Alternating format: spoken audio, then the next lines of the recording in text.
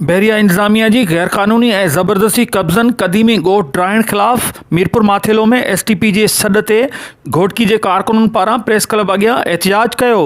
एहतिजाज में शरीक अॻवाननि ज़ाहिद मीरानी, अली नवाज़ जलबाणी, क़बूल गबोल, अली हसन चढ़ण ऐं ॿियनि एहतिजाज कयो। सनन चवण हो त बहरिया इंतजामिया सिंध जे क़दीमी ॻोठनि खे मसमार करे ज़बरदस्ती कब्ज़ा करे रही आहे।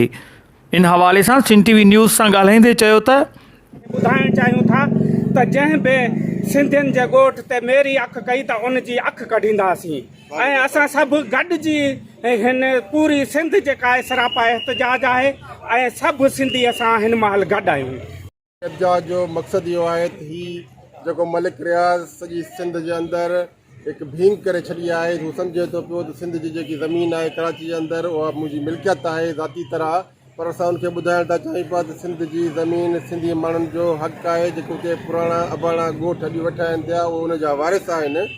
इन करे सॼी सिंध में एसटीपी पारां एहतिजाज मल्हायो पियो वञे। सरकार सिंध जे मथां नाज़ुल थी आहे उन जे ख़िलाफ़ एहतिजाज आहे ऐं असांजो मुतालबो आहे त जेके बहरिया टाउन जे विच में जेके ॻोठ अचनि था पिया उन्हनि खे कंहिं बि सूरत में न ॾिठा था वञनि, छो जो उहे ॻोठ सिंध जी मिल्कियत आहिनि, ज़मीनूं सिंध जी मिल्कियत आहिनि ऐं ख़बर न आहे ही बहरिया टाउन वारा मलिक रियाज़ वारा किथां अची करे सिंध ते अची करे कड़किया आहिनि।